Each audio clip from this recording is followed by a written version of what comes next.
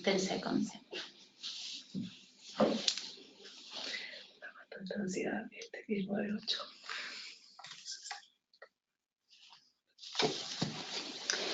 Hello everyone, my name is Mariana Castaño Cano. I work with UN Climate Change, the United Nations Climate Change Secretariat in Bonn. We are broadcasting live from Bonn in Germany, a few days before the Latin American Climate Week starts in Salvador da Bahia in Brazil. And I have the pleasure to be here today with Martin Frick, United Nations Climate Change Secretariat Senior Director for Policy and Program Coordination. Hello, Martin. Hello, everybody. Hello, Mariana. We also have Maria Laura Viñuela here with us in our offices in Bonn. Maria Laura is a program officer and she's in charge of coordinating the agenda for the Latin American Climate Week. Hello, Maria Laura. Thank you, Marina. Hello, everyone. And before we start, I would like to thank our partners who are helping us with the technical operations for making this webinar possible. We have Let's LAC, Latin Clima, and Conexión COP, who are helping us from Latin America right now to bring this webinar to you. Thank you everyone who have registered for this webinar. I hope that everyone has already registered for the Latin American and the Caribbean Climate Week. The deadline for registration is until this coming Friday, 16th of August. The Latin American Climate Week will start on Monday. We have 5 days of a full agenda of interesting events, open events, closed events, high-level events, briefings, etc., etc. There will be amazing opportunities to showcase very inspiring climate action undergoing in the region. First of all, I would like to tell you how this webinar is going to be conducted. We are going to listen to Martin Frick and to Maria Laura Viñuela explain to us the key basic information that you need to know if you are attending in person the Latin American Climate Week, or if you are joining the conversation online. Second, we will open the floor for questions. We've been collecting some of your questions in the past days. Thank you very much for that. Those are very interesting and very timely questions. And without any further delay, Martin, I would like to ask you, what do we want to achieve with the Latin America and Caribbean Climate Week? What is the vision? What are the objectives? Well, thank you very much, Mariana, colleagues, for their support and everybody participating. This is a very significant year. We are approaching very fast a couple of high-level events that will be really decisive about how we tackle climate change. And I think in the last months, we've seen all over the world how strong the impacts already are. I mean, we wasted many years debating whether or not climate change is real and it's happening, and now it's all over us. Very clearly, we are in the midst of a climate emergency, and we have to address it now. So the instrument we are having is the Paris Agreement, and everything you need to tackle it is in the Paris Agreement. But it's based on nationally determined contribution. It's based on national climate plans, and if we add up those, they are not good enough yet to really stop global warming at 1.5 degrees. So next year is a decisive year because countries will come up with a revised version of the national determined contributions. And this meeting is in a whole series of regional meetings, but also in the logic of the Secretary General Summit that's going to happen in September, a prime opportunity to do two things: to look into options, to really ramp up ambition, to share the experience, to share the ambition and the inspiration needed, and at the same time look at what can be done right here and now for aggressive implementation of the Paris Agreement to make a reality what we have been negotiating over a long time. And in this year, I already mentioned the Secretary General Summit, and let me quote him. The Secretary General said, "Climate change is a race and we are running behind, but it's a race that we can still win." It's all there. There is an enormous challenge, an enormous opportunity also there. And after the Secretary General Summit, of course, we are going to Chile for the next conference of the parties that will be also a very important one to close the last gap in the implementation of the Paris Agreement.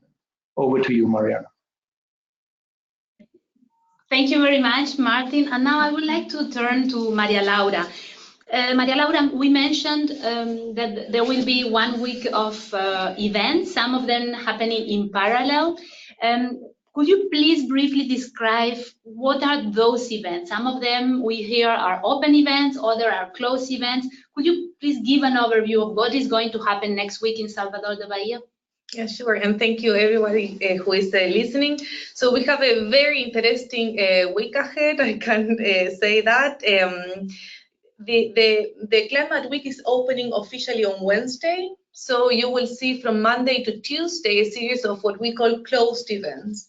When you look into the website, we have the regionalclimateweeks.org website, and you see that the events are closed. This means by invitation only. And these events are actually technical discussions that international organizations are conducting with their own group of targeted stakeholders. So we have, for instance, the NDC Regional Dialogue that is convening NDEs. The NDC Partnership is also having a meeting with their board. CTCN with their focal points, an event that is a sort of an interaction with universities and researchers. So these are actually for this targeted group. So for the people that are coming on Monday and Tuesday and they want to still attend the Climate Week, we also offer some open events, and these are also shown in the website. What you will see is a series of different topics that are going to be discussed during these 2 days. We have open events focusing on cities. Actually, there is one led by the city of Salvador. Some are focusing more on, for the private sector, some business dialogue on Article 6 that the AITA and CIBETS are also leading. We have some other workshops on urban mobility, adaptation, etc. So all this is open for the public.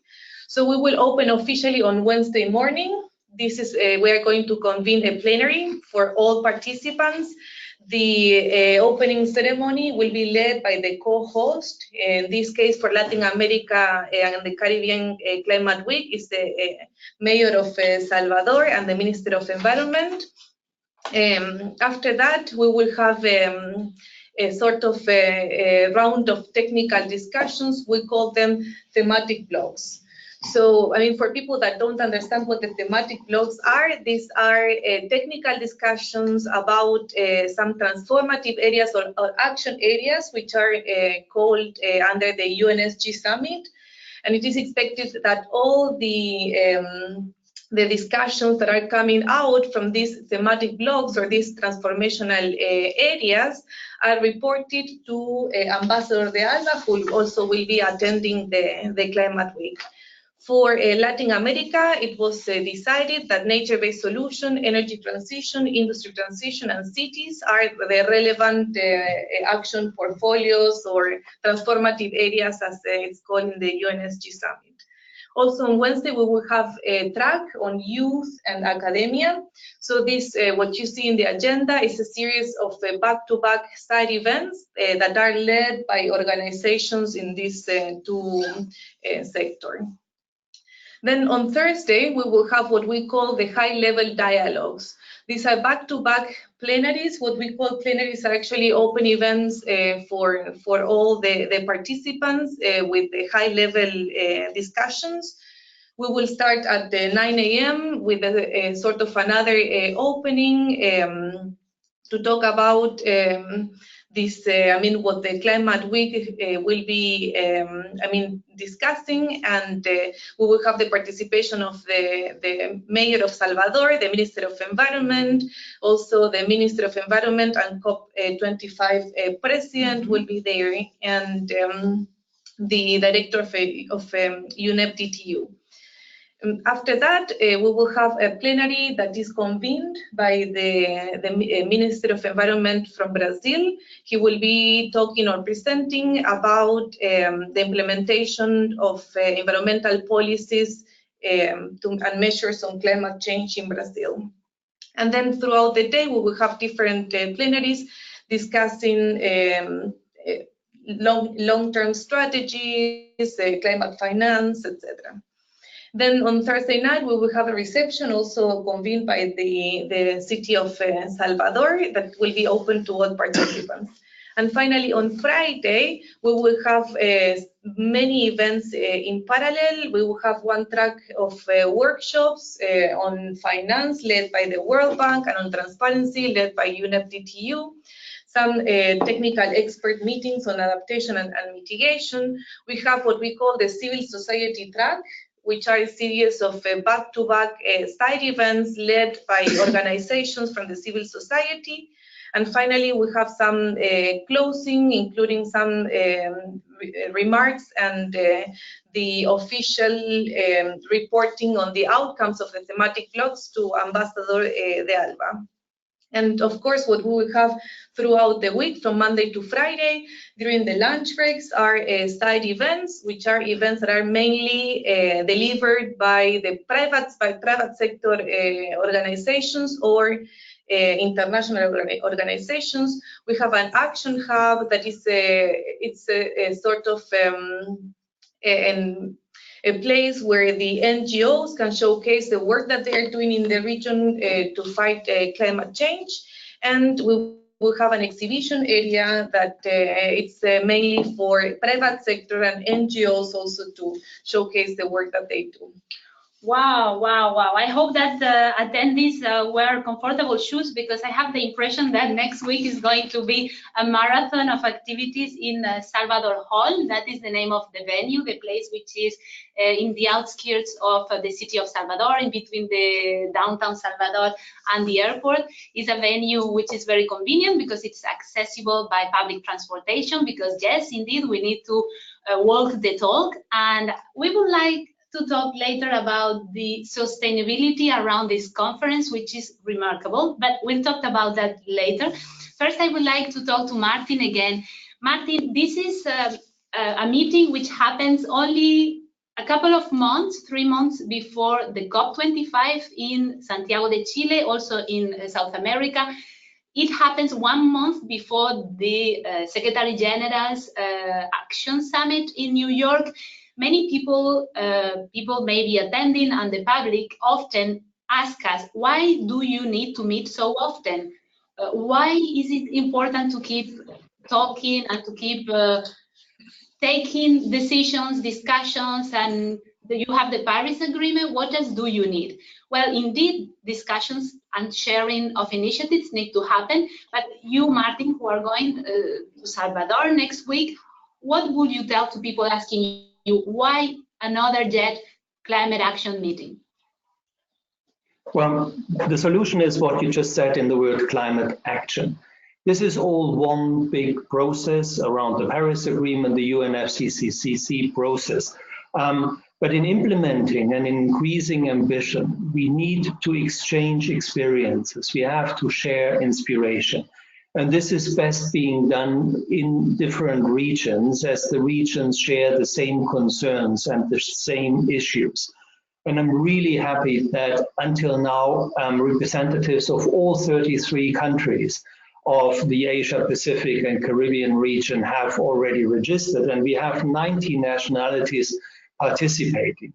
And again, these are not negotiations. This is all about doing, implementing action, about possibilities, about what we really can do so that our warming doesn't increase by more than 1.5 degrees.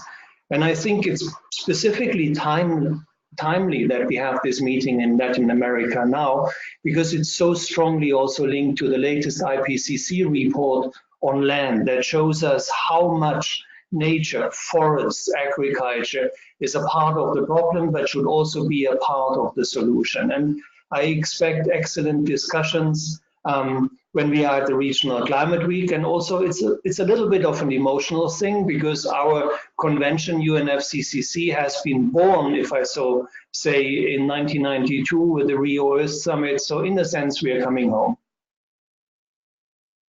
the three Rio Conventions, the certification, the Convention on Biodiversity, and the Convention on Climate Change were born in Rio in '92, and this is a very, very nice time indeed to go back to Brazil and to talk about the amazing initiatives that are taking place across the region.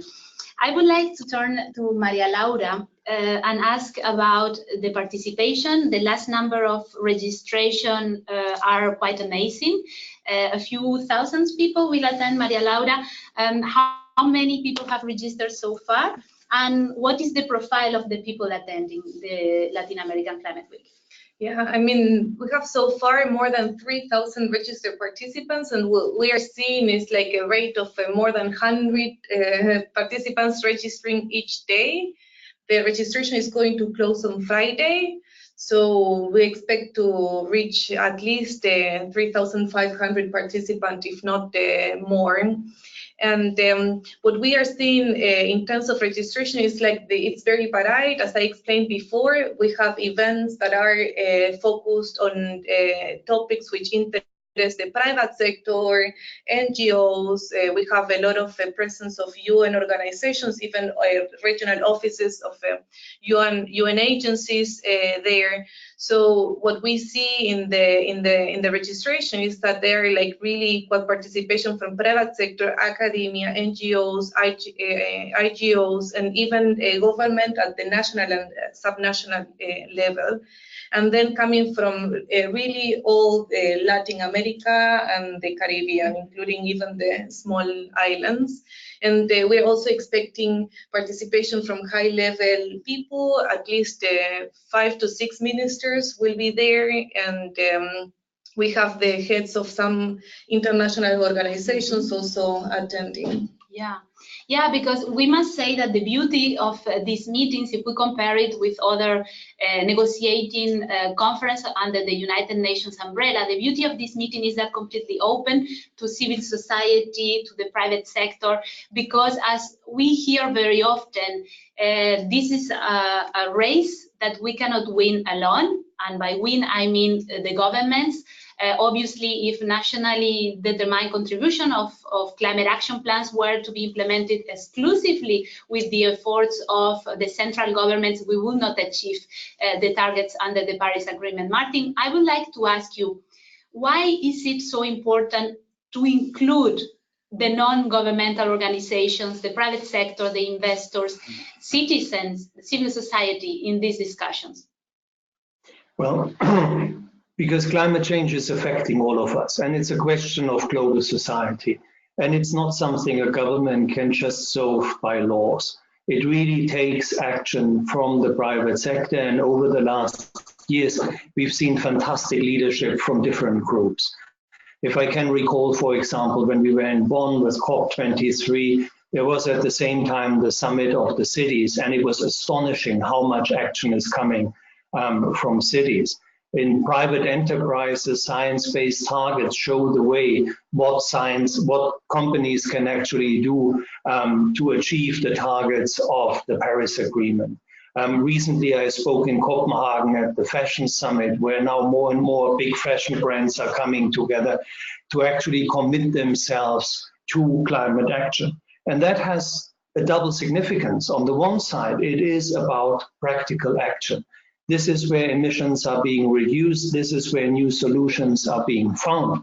On the other side, it's also a very strong political signal. It's that the private sector shows political leadership. We are prepared to do that. We see the urgency. As the Fiji COP presidency would have said, we are all in the same canoe. And that sense, I think, is very important, that climate change, indeed, it's not a zero-sum game. It's something where we need to hold together, and we can win all together, or we can lose all together. And the option of winning together, of course, is much more attractive and more beautiful than losing together. And so I'm very much looking forward. And I think at this point, we should also say that, of course, we are working here with very strong partners who are working on practical solutions. UNDP will be a part of that. United Nations Environment will be part of that, the World Bank, CTCN, others. So there's also a very broad range of really practical hands-on sharing of experiences, great ideas, great examples to follow. And I think this is really where the regional climate weeks are an engine for meaningful action on the ground. Great. Thank you, Martin. And as I mentioned before, we all, not just us, but everybody attending conferences and everybody need to show with their action, their commitment, right? We need to walk the talk on climate action. And if we are going all the way, in this case, from Germany, flying over to Brazil, we need to make sure that our conferences, our meetings are as sustainable as possible. And there are a few positive bits of information to be shared here with you today about locally sourced food, for example, about public transportation, and about, in the end, how these conferences are going to contribute and not to be yet again another source of emissions. Maria Laura, please tell us. Yes, no, actually this year we have thought about also how to bring more sustainability to the events as well. So, I mean, when we talk about the food, the food that will be offered during the week will be with no meat, just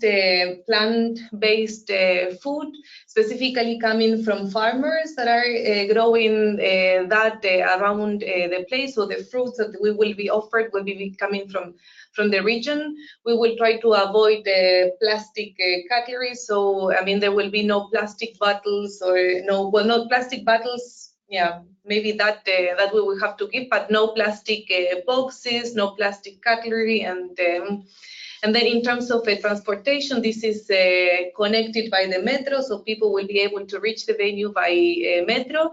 And we also try to avoid the use of plastic in building the different spaces. So you will see that the exhibition booths are made out of recycled material.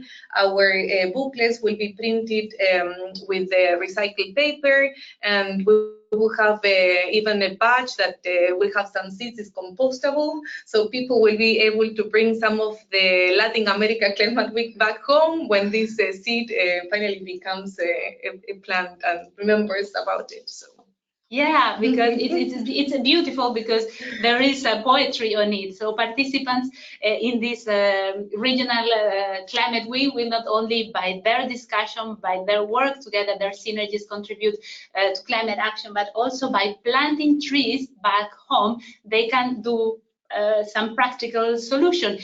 Martin, I would like to ask you one more question about nature-based solutions. You have long experience working in the agriculture sector.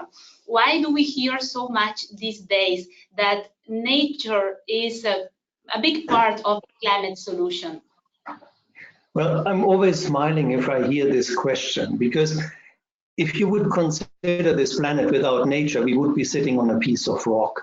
Everything around us, everything that enables us to live here is a nature-based solution. And until, I would say, grossly 100 years ago, there was unlimited supply of all the services we needed from nature, and we've been drastically cutting that down. Now, that's not only true for climate. Think about biodiversity, the shocking report that IPBES was bringing out some time ago. But in terms of climate, forests are an enormous carbon sink. They are basically currently sequestrating 2 billion tons a year, but they have a potential until 2050, if we really reforest and restore degraded forests, to sequester up to 15 gigatons. That's enormous in itself, but forests are absolutely vital. They are the water buffer for our planet. They can provide fresh air and cooling for cities. They are essential for agriculture, and clearing forests for agriculture is only possible unto a certain point, when basically we are starting to kill our own basis for life. So forests have been one of the central topics, not only in Article 5 of the Paris Agreement, but many years before, and it's absolutely vital to keep them. And part of that is the food production. the recognition that forests are also livelihood and home to many people, which we need to respect, and also management of crisis so that recent forest fires cannot be as catastrophic as they are, and they are managing techniques that can be applied. So I absolutely agree and support that forests are a vital and essential part of our agenda. Very nice transition to start with the questions that we've been receiving from the audience. We have a few minutes left, 20 minutes left, and we would like to touch upon some of them. A question that we received from many of you is, what are the objectives of the regional climate weeks, and specifically for the Latin America and the Caribbean Climate Week? I think that Maria Laura and Martin have exposed that in detail, and you can please always go to regionalclimateweeks.org and learn everything. Who are the partners? What is the program? How to register? Remember, until this Friday to attend in person the Regional Climate Week. But one of the questions that we've received, Martin, has to do with fires. We've been seeing these days forest burning in the Arctic Circle. This is very worrying, of course, because of the biodiversity loss, but also because we have CO2 emissions that were captured by those forests and then are gone back to the atmosphere. We have received this question from Ihan Boumerdoud. He is a journalist from Argelia, because we also have people interested in Africa. And we would like to, he said, we would like to know, how can we prevent these fires from happening, and how can we reduce their potential for increasing the CO2 emissions? Right. Let me start with the Arctic fires.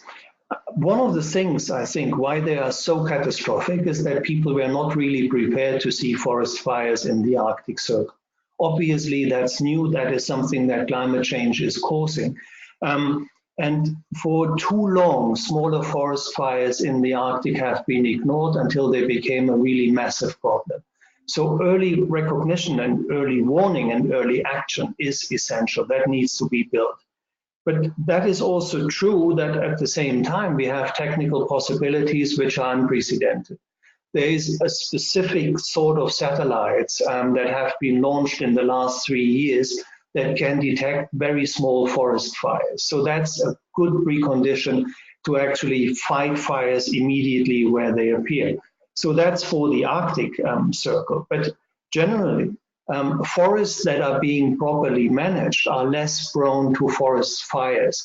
You can build in, for example, zones where a bit of the forest is cleared, that if a fire breaks out, it doesn't immediately kill the entire forest, but has a natural border. And it's interesting to see that indigenous peoples have often employed these techniques because they are dealing with the problem since many hundred years. And it's a wonderful example how we can learn from indigenous knowledge and see what can be done. And another point is that if a forest is only operated by maximizing profits, you're very prone to have only one species, and that makes the forest very vulnerable. So one of the points of resilience for forests is also that biodiverse forests are resilient forests that better survive fires, that are not so likely to spread so fast. I mean, there's a whole body of expertise available. Our colleagues in different UN organizations, United Nations Environment or the Food and Agriculture Organization, have an enormous body of work there, and they are represented basically all over the world. So I would really recommend everyone who is interested to talk to specialized colleagues of these organizations.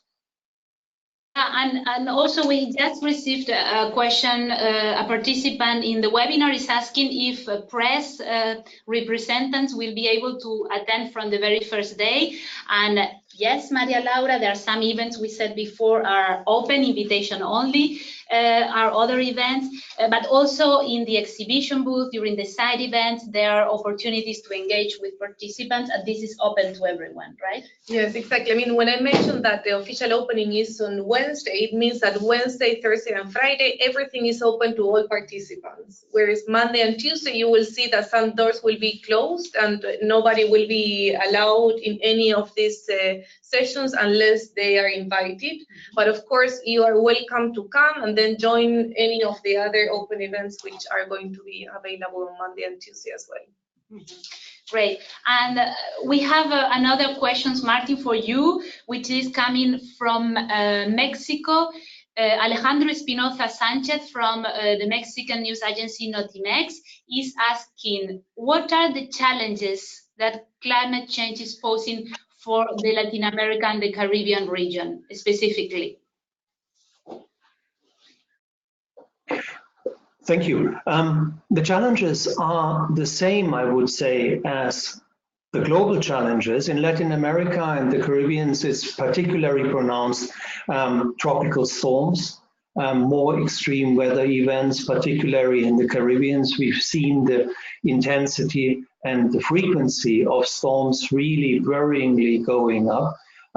It's also a big challenge for a whole subcontinent that is very much dependent on agricultural production to rethink the production models and ensure long-term food security and resilience of agriculture. And that very much relates to the brand new IPCC report on land use.